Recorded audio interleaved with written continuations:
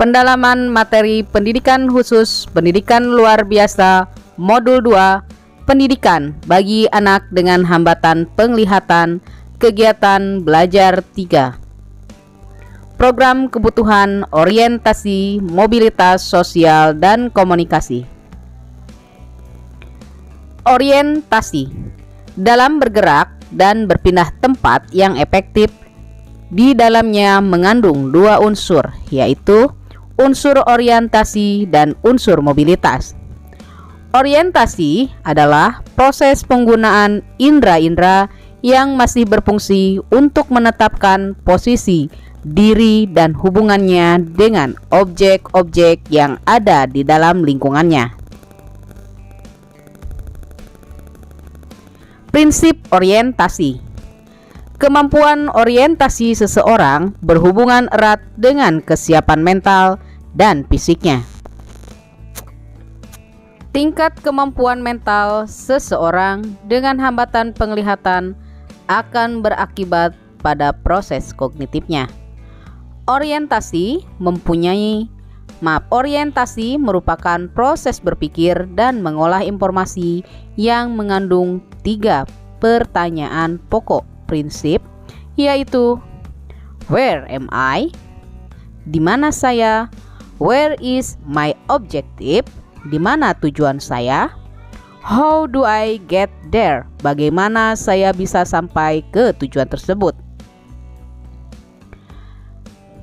Jadi, dengan demikian, sebenarnya orientasi itu mencari informasi untuk menjawab pertanyaan di mana posisinya dalam ruangan, di mana tujuan yang dikehendaki oleh seseorang dengan hambatan penglihatan dalam ruang tersebut, dan susunan langkah jalan yang tepat dari posisi sekarang sampai ke tujuan yang akan dikehendaki itu.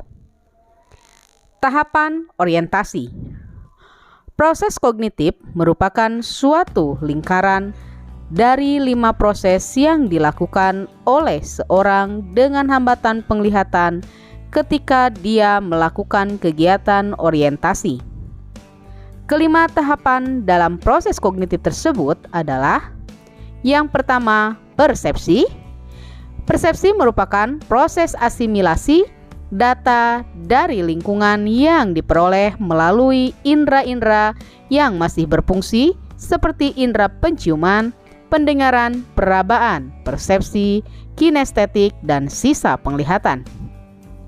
Yang kedua, analisis. Proses pengorganisasian data yang diterima dalam beberapa kategori berdasarkan ketetapannya, keterkaitannya, keterkenalannya, sumber, jenis, dan intensitas sensorinya. 3. Seleksi. Proses penglihatan data yang telah dianalisis yang dibutuhkan dalam melakukan orientasi yang dapat menggambarkan situasi lingkungan sekitar. Yang keempat adalah perencanaan. Proses merencanakan tindakan yang akan dilakukan berdasarkan data hasil seleksi sensori yang sangat relevan untuk menggambarkan situasi lingkungan. Yang kelima adalah pelaksanaan. Proses melaksanakan hasil perencanaan dalam suatu tindakan. Selanjutnya adalah komponen orientasi.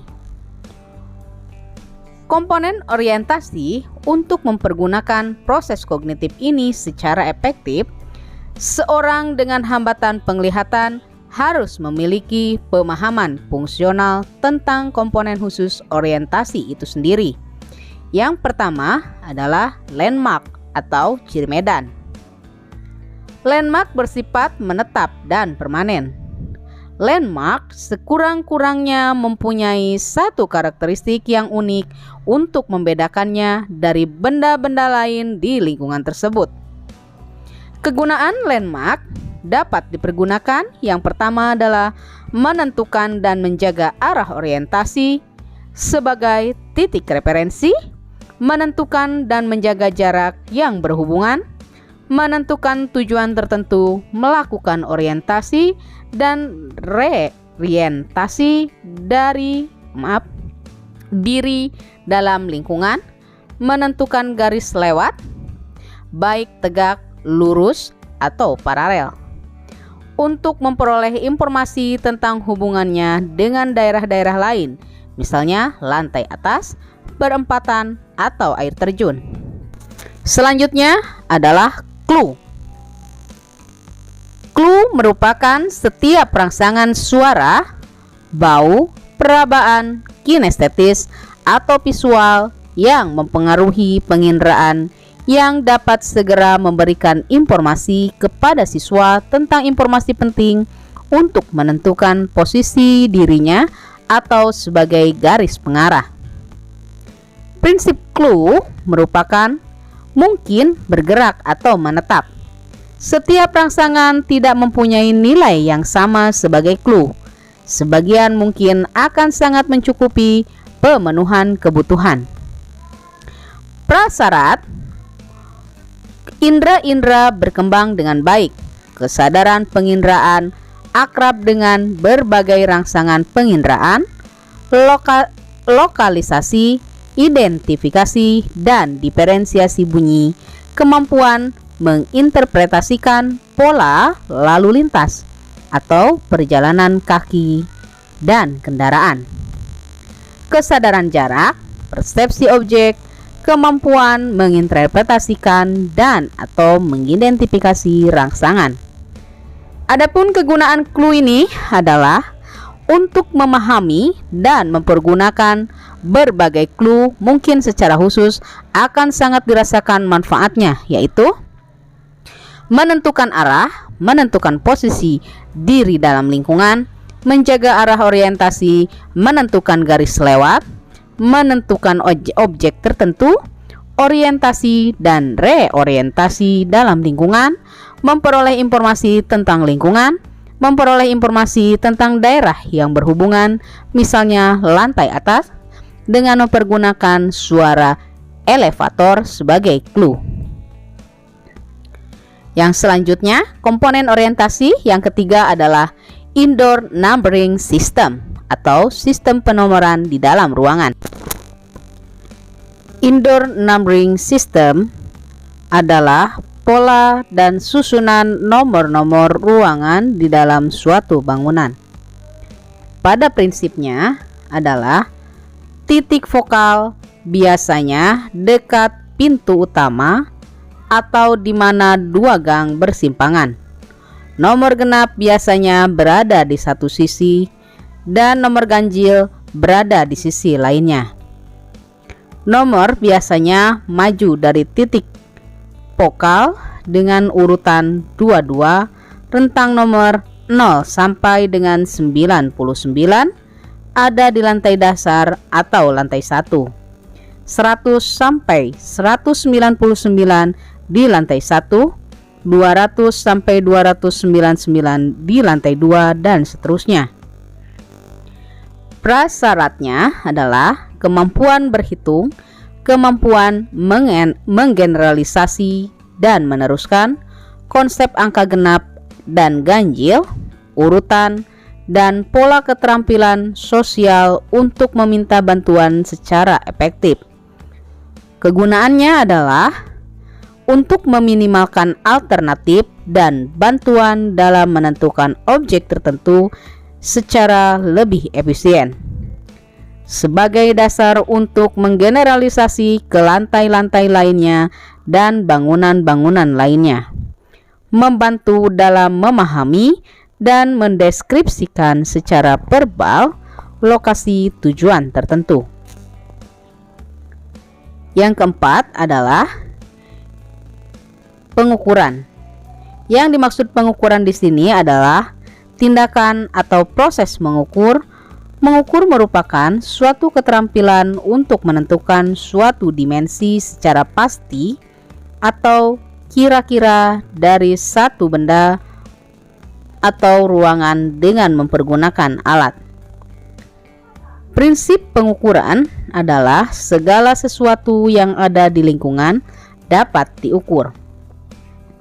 Mengukur dapat dibagi ke dalam 3 bagian besar, yaitu mengukur dengan mempergunakan alat ukur standar, mengukur dengan membandingkan, dan 3. Tidak standar atau menggunakan langkah, misalkan selangkah, setinggi lutut, dan sebagainya.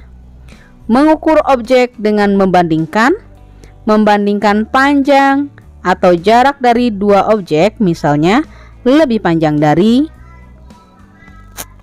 Prasyarat mengukur adalah kemampuan berhitung, konsep tentang nilai relatif, kemampuan menambah, mengurang, menggali, dan membagi, memiliki gambaran tubuh yang bagus, konsep dimensi, dan kemampuan menerapkan pengetahuan tentang alat ukur standar. Kegunaannya adalah menentukan atau memperkirakan dimensi daerah di mana ukurannya akan mempengaruhi fungsi siswa di daerah tersebut, menentukan teknik mobilitas, memperoleh konsep yang tepat tentang benda tertentu, mendapatkan konsep yang jelas tentang ukuran. Yang selanjutnya adalah kompas direction atau arah-arah mata angin. Yang dimaksud dengan arah-arah mata angin di sini adalah arah-arah tertentu yang ditentukan oleh medan magnetik dari bumi. 4 arah pokok yang ditentukan oleh titik-titik yang pasti dengan interval 90 derajat setiap sudutnya. Prinsip-prinsip arah-arah mata angin adalah arah-arah mata angin adalah bersifat menetap. Arah-arah mata angin adalah saling berhubungan antara lingkungan yang satu dengan yang lainnya. Prasyarat penggunaan arah mata angin ini adalah pemahaman tentang terminologi posisi dasar seperti kanan, kiri, depan, belakang.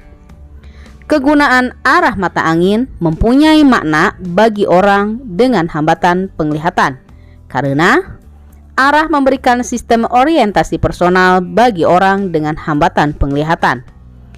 Arah lebih nyata dan efisien ketika memasuki lingkungan yang lebih luas. Arah merupakan alat yang sistematis ketika berjalan dan menjaga orientasi terhadap lingkungan. Arah-arah yang dapat dipergunakan yaitu A. Merencanakan, menggambarkan dan mengikuti rute menuju suatu objek. B. Merencanakan rute alternatif menuju suatu tujuan. C. Memfasilitasi komunikasi yang